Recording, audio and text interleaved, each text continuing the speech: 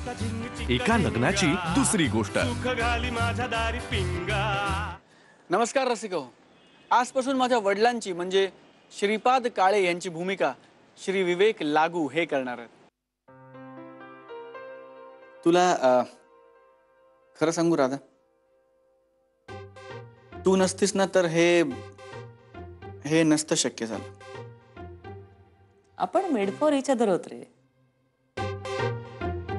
आपल्या दोघांनाही लग्न करायचं नव्हतं आणि लग्न करायचं नाही म्हणून आपण लग्न केलं।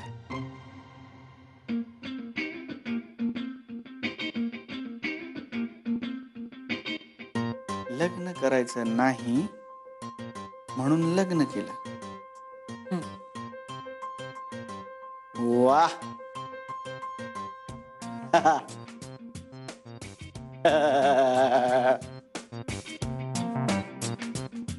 तुला भेटल्यानंतर ना राधा, माझा देवावर वगैरे विश्वास दृढ झालाय। म्हणजे म्हणा राम मिलाई जोडी आपली। तुलाही लग्न करायचं नव्हतं, मलाही लग्न करायचं नव्हतं, आपण लग्न केलं। या आपलं किती जुळत ग एकमेकांची। हे पण फक्त लग्नाच्या बाबतीत हा, बाकी सगळ्या बाबतीत आपण खूप वेगळे होतो। बघ ना, मी कशी आहे, तू कसा आहेस, तरी आपण एक मिनिट मी कसा आहे म्हणजे वेगळा आहेस ना तू। नाही, मी कसा आहे असं नाही म्हणलीस तू। तू कसा आहे असं काहीतरी म्हणालीस। कसा आहे म्हणजे काय? असं नाही, आपण भांडणार आहोत का इतक्या चांगल्या दिवशी या विषयावरून? नाही। आणि हुशार आहेस तू, आयुष्यभर लक्षात ठेवे। करेक्ट। म्हणून तर लग्न केलं ना तुझ्याशी। नाहीतर बघ ना, किती भिन्न प्रवृत्तीचे आहोत आपण, पण लग्नाच्या बाबतीत केवढं अंडरस्टँडिंग आहे आपल्यात। अगं म्हणून तर आपण एकमेकांचे नवरा बायको झालो पुढच्या 6 महिन्यांसाठी। फक्त पुढच्या 6 महिन्यांसाठी।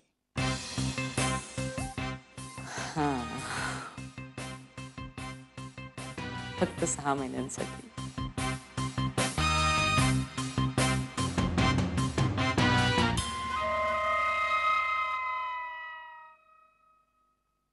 देऊ, लेकाचं लग्न मनासारखं झालं तर देवाकडे काय मागतेस? तुम्हाला नाही कळणार ते। लगेच नातवासाठी ऍप्लिकेशन करू नकोस, त्यांचं आयुष्य त्याला जगू देत। हो, मला कळतंय तेवढं। सारखं काय देवासमोर काहीतरी मागण्यासाठी हात जोडत नाहीत, देवाचे आभार मानण्यासाठी सुद्धा हात जोडतात। घनाचं लग्न कसं छान सुरळीत निर्विघ्नपणे पार पडलं, राधासारखी सून मिळाली आपल्याला, म्हणून आभार मानत होते देवाचे।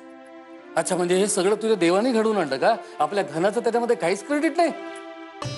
अहो, देवाची इच्छा म्हणून तर राधाला पसंत केलं ना घनानं, 63 मुली नाकारल्यानंतर। हा, म्हणजे आपल्या घनानी 63 मुली नाकारल्या म्हणून त्याला राधासारखी सद्गुणी बायको मिळाली। हा, घनानी, ज्याचं क्रेडिट त्याला द्यायलाच पाहिजे। तुम्ही ना दोन्ही बाजूनी बोलण्यात तरबेज आहात, मग आपली कुठली बाजू तेच विसरायला होतं। देऊ, आयुष्यानं हे असंच असतं। आयुष्यामध्ये एकच एक अशी काही बाजू नसते आणि त्यामुळं कोणी सतत एकमेकाच्या विरोधात नसतं। आता संसार म्हणला की ताप आले, मतभेद आले, पण या सगळ्यातनं जर आपल्याला घेता आली ना मजा, त्याचं काही वाटत नाही। लवकरच हे सगळं आपल्या घनाला कळणार आहे। आता आपला घना गृहस्थाश्रमी झालाय ना, कळेल त्याला, लवकरच कळेल।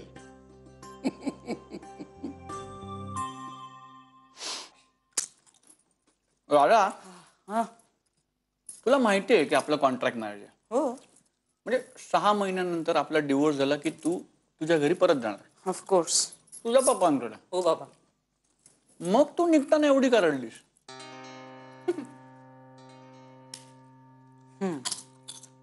ते मी माझ्या पप्पांना रडताना नाही बघू शकत। मग त्यांना त्रास झाला की मला खूप त्रास होतो, आणि माझ्यामुळे त्रास झाला तर आणखीन त्रास होतो। आणि माझ्या लग्नाच्या बाबतीत तेच व्हायला लागलं होतं रे। मी सतत मुलं नाकारायचे, लग्न करायचं नाही म्हणायचे, आणि पप्पांना खूप त्रास व्हायचा। मला रोज सकाळी उठून काय सांगायचं माहितीये, मला स्वप्न पडतात मी मरणार आहे अशी, बेटा लग्न कर. अर्थात पप्पांचंही काही चुकीचं नाहीये म्हणा, आय अंडरस्टँड. हे पचवणं खूप अवघड आहे. घनश्याम, मी 71 मुलं नाकारली तुझ्या आधी. नाही, मला कळत आहे. मी नाही का 63 मुली नाकारल्यात आधी. हो. बरं, नाही म्हणायची पण सोय नाही ग. तू आता ओळखतेस माझ्या घरच्यांना थोडं थोडं. म्हणजे एखाद्या मुलीला नाही म्हटलं की माई आजी यमदूतच उभे करायची ग, सरळ सतत. म्हणजे पप्पा पण दरवेळेस आशा लावून बसायचे. मला कळायचंच नाही की त्यांना कसं समजावून सांगू की लग्न विग्न या चौकटीत बसणारी मी नाहीये, ते टेम्परामेंटच नाहीये माझं. तुला तर कळलं असेल एव्हाना, मला यातलं काहीच कळत नाही. त्याहीपेक्षा महत्वाचं म्हणजे मला माझ्या पप्पांची काळजी वाटते खूप. ते ना खूप एकटे आहेत अरे. म्हणजे ते खूप मिस करतात माझ्या आईला. नाही, ते बोलत नाहीत कधीच, पण मला कळतं ना. आणि हे बघ, लग्न, संसार, मुलं बाळ या सगळ्यात जर मी रमले तर पप्पांना कोण बघेल, त्यांची कोण काळजी घेईल. म्हणून मग मला हे सगळं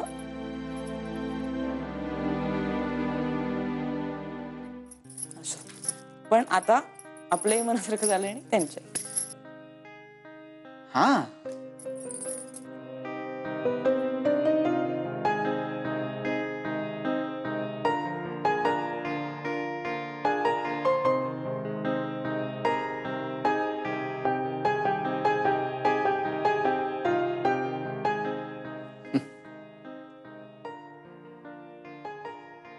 घनश्याम, आवडते वाटतं तुला हे सगळं? मी आवड हे हे बरं बांधलंय, पण हे मस्त आहे. नाही, कुठे बांधलंय कुठे? हेच म्हणते मी, तू काही असा संसारी नसलेला वगैरे नाहीयेस. म्हणजे खरं तर बऱ्यापैकी फॅमिली मॅन आहेस हा तू. म्हणजे तुला खूप माहिती आहे या सगळ्याबद्दल, माझ्यापेक्षा तर नक्कीच जास्त. फक्त माहिती आहे का? आणि ते काय इतक्या मोठ्या कुटुंबात वाढल्यावर इतपत तर कोणालाही माहिती असते. पण मला हेही माहिती आहे की this is not my cup of tea, boss. म्हणजे माझ्या मनात माझा फंडा क्लिअर आहे. I want go to the US. मी सॉफ्टवेअर इंजिनियर आहे. God damn it. मला माझ्या IQ च्या हिशोबाने काहीतरी काम करायचंय. मला माझ्या मनासारखं काहीतरी काम करायचंय तिकडे US मध्ये. आणि एकदा का 6 महिन्यानंतर आपला डिवोर्स झाला की मी I be a free bird. मग मी जाणार US ऑफ एला. म्हणजे मला माहिती आहे की मी माझ्या घरच्यांना फसवतोय, त्यांच्याशी खोटं बोलतोय. पण त्याबद्दल दिवसातनं 10 वेळा मनातल्या मनात माफी मागतो मी त्यांची.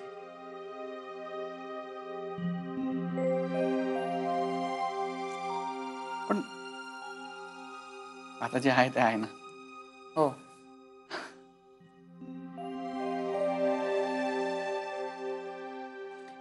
मी US ला जाताना नाही ना तू रडणार?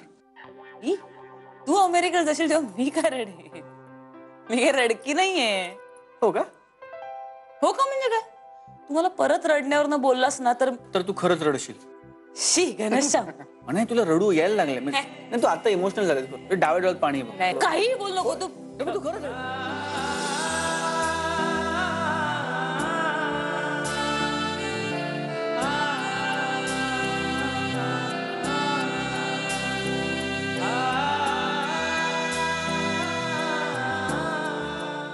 उद्याचा अलार्म आहे ना, जरा उशिराचा लावतो. हे काय काय अहो काय अलार्म सेट करते, हा हे बटन दाबायचं. जरा उशिराचा लावतो. यमू झोपली इथे? मला काय म्हणत होती माहितीये का? काय म्हणते आई, आज पण मला राधा वहिनीच्या शेजारी झोपायचंय. बिचारा गणा मेला असता तो. पण मला काय वाटतं माहितीये का, की घना काय अमेरिकेला वगैरे जाणार नाही. का? रमलाय तो इथे. हा. त्यात राधाला एवढी छान नोकरी आहे, ती सोडून ती काय त्याच्या मागे मागे अमेरिकेला जाणार आहे? लिसन, पण याच कारणासाठी तर तो इतकी वर्ष मुलं नाकारत होता ना. एखादी मुलगी पसंत पडली ना, ही सगळी कारणं मागे पडतात. आता मला नाही का एखादी अशी छान गोरी पान बायको हवी होती. पण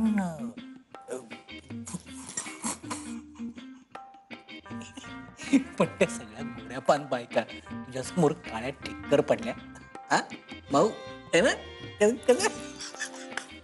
उगाच नका मस्के मार. बघितलं ना आता इतक्या वर्षानंतर ना तुमच्या मनात जे खरं आहे ना ते असं बाहेर आलं. ए भाऊ जोक करत होतो मी. काही बोलू नका.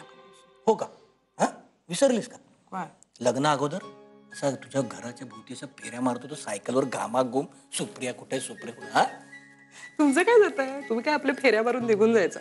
नंतर सगळ्या माझ्या मैत्रिणी मला किती चिडवायच्या माहितीये का? हो काय काय काय म्हणायचं? मला म्हणायच्या सुपे तुझा नवरा बघ. मी नाही सांगणार. ए सांग ना. नाही सांगणार. आणि आपल्या लग्नाला जेमतेम 2 दिवस उरले होते तेव्हा आमच्या घराच्या गच्चीत येऊन उभे होतात. पुतळा. मला काय माहिती. मला माहित नव्हतं तुम्ही येणार आहात ते. आणि ती तुझ्या बरोबर कोणीतरी बॉडीगार्ड घेऊन आली होतीस. तू आली ती. माझी मावस बहीण आहे ती. तो कवडा होता तो. आपल्या वेळी पण मोबाईल हवे होते ना. म्हणजे बघ तुम्ही मला एक निरोप पाठवला होता. मी येतोय. मी गच्चीत आले. खरे. आणि पहिल्या रात्री काय झालं आठवत आहे का? मला काही नाही आठवत. सांग ना. मला आठवत नाहीये. सांग ना. नाही आठवत. आई काय झालं होतं ग? काय नाही. चला चला झोपूया. चला चला चला. उठ काय झोपात. सांग ना आम्हाला काय झालं होतं. सांग ना गाई. हो ना ग. चला सकाळी लवकर उठायचं. चला सांग ना. काय झोपा सगळ्यांनी गपचूप. चला मी सांगतो तुला. गप्प राहा. झोपा. एक होता सिंह. लग्नापूर्वी असा आयाळ, अशा मोठ्या मिशा वगैरे रुबाबदार. आणि एक होती माऊ. अगं देवा. म्हणजे सारखी म्याव म्याव करायची. झोपा. आणि तो सिंह असा डौलदार चालायचा बरं असं लग्नावर. राधा आणि घना काही टेन्शन बिन्शन आलं नसेल दोघांना. नेक्स्ट जनरेशनचे आहेत ना. तुम्हाला आठवतंय आपल्याला लग्न ठरल्यावर सुद्धा बोलायची चोरी होती. चोरी काय भीती वाटत होती बोलायची. तुला मी पहिल्यांदा बघितलं ना एवढी सुंदर आणि नाजूक दिसत होतीस तू. मला वाटलं ही मुलगी आपल्याला आता पसंतच नाही करत. काहीतरीच हो तुमचं. तुम्ही पण सॉलिड हँडसम होतात हं? तेव्हा तेव्हा अहो म्हणजे आता पण दिसता ना हा वीक घातल्यावर. तू पण तेव्हाच नाजूक आणि सुंदर दिसायचीस. आता सारखी नाही. बोला एक संधी सोडू नका मला बोलायची.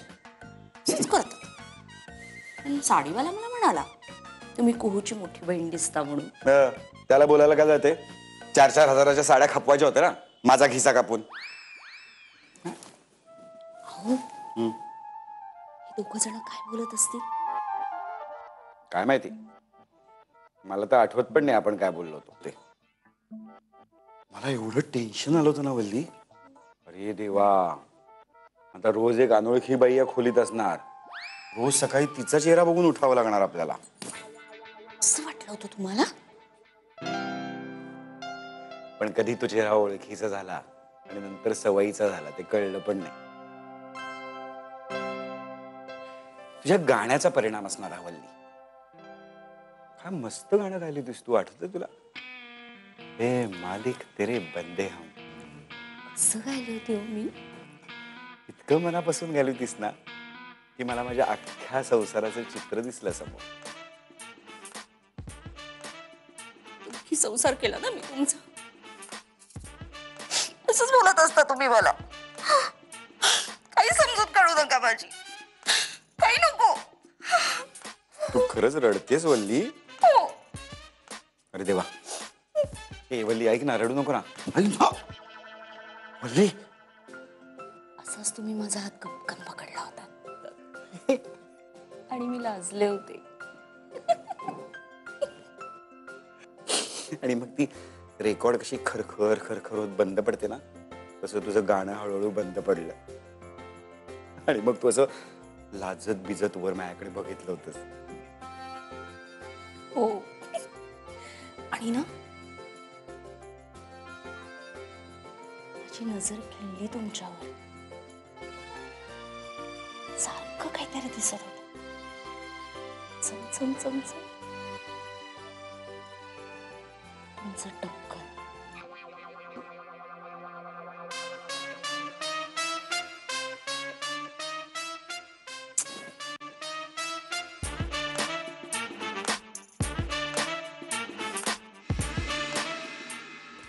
एक घनश्याम हे जरा प्लीज प्लीज नीट ठेवू शकशील का तू?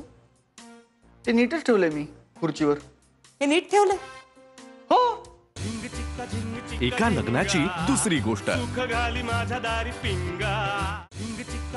एका लग्नाची दुसरी गोष्ट. अरे यार यार कसले विचित्र आहेत माझ्या घरचे. मधुचंद्राच्या रात्री नवरदेवाचा लॅपटॉप का लपवतात हे लोक. आता कुठे शोधणार मी लॅपटॉप. नक्की माझ्या आईने.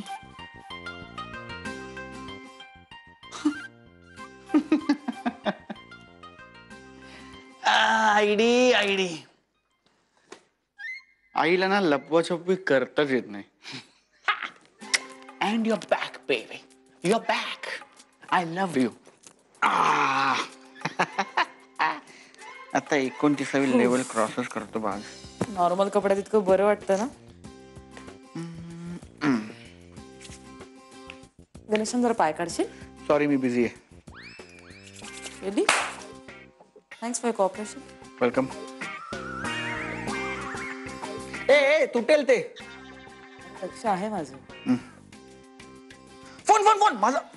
माझा फोन आहे यार तिकडे. ओहो. हा ठीक आहे. जरा पाय. अगं काय करतेस तू? अरे अडकलं त्याला मी काय करू. बरी साडी कुठे लावू? ती खुर्ची रिकामी. टाक तिकडे. Thanks again. बघते मी.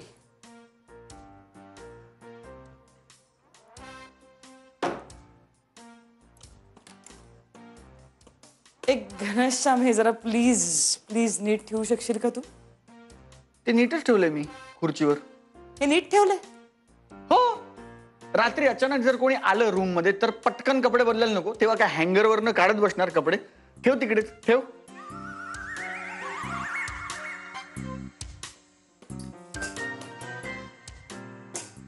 प्लीज खुर्चीचा आवाज करू नको.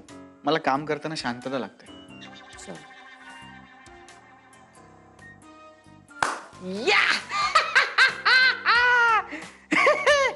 एक और मर गया.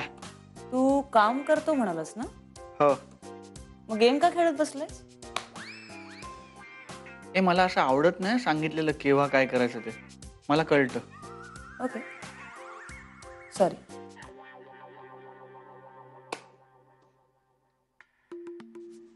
हा घनश्याम, मी थोडा वेळ वाचत बसणार आहे. मला सवय आहे रात्री वाचायची. तुला चालेल ना? हो पण मनातल्या मनात वाच.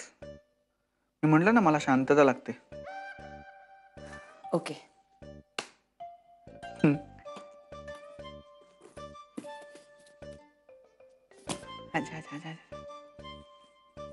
माझं पुस्तक सापडत नाहीये. ते आहे ना एवढं जाड. ते वाच.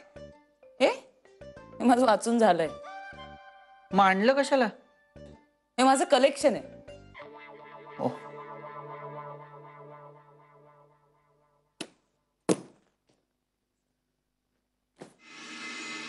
माझ्या खोलीत मी खाली गादी घालून का झोपायचं?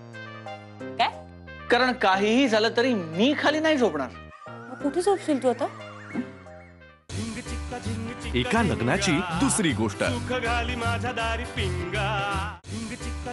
एका लग्नाची दुसरी गोष्ट. येस. माझं पुस्तक बहुतेक बाहेरच्या बॅगेत राहिलं. मी घेऊन येते. ए अशी जाऊ नको बाहेर. ए घनश्याम एक मिनिट हा. मला सारखं सारखं शिकवू नको काय करायचं काय नाही ते मला कळतं.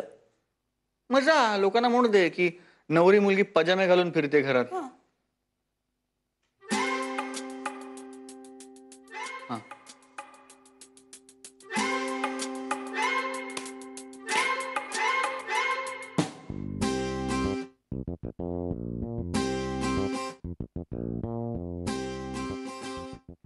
ए फोन फोन फोन. हा बस बस इकडे. चल चल चल चल चल चल चल चल चल चल चल चल.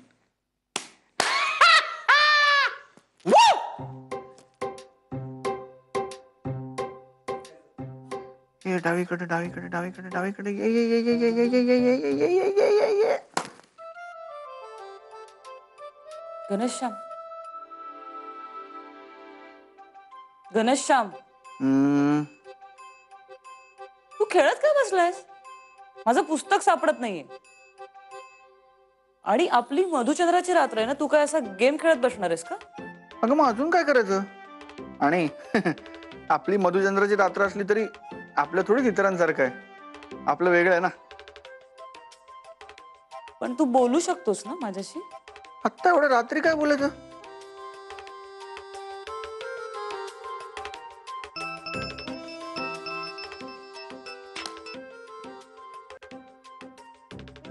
एक मिनिट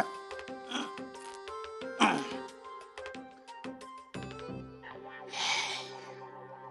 या भुसण्या पण ना उद्या बोलतो साल्या. एक मिनिट, तू त्या भुसण्या का फुसण्याला मेसेज पाठवू शकतोस तर माझ्याशी बोलू नाही शकत का?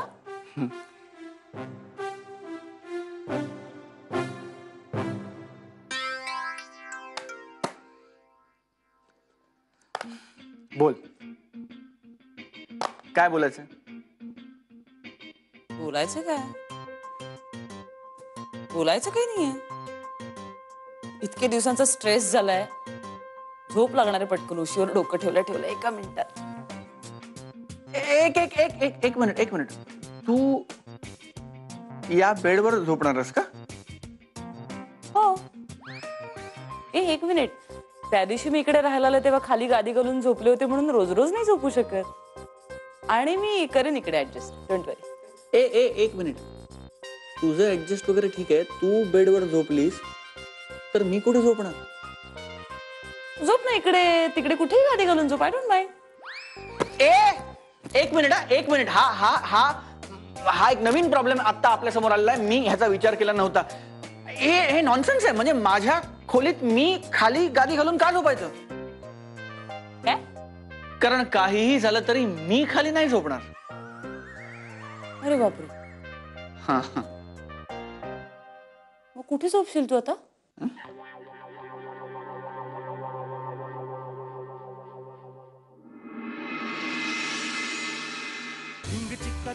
एका लग्नाची दुसरी गोष्ट.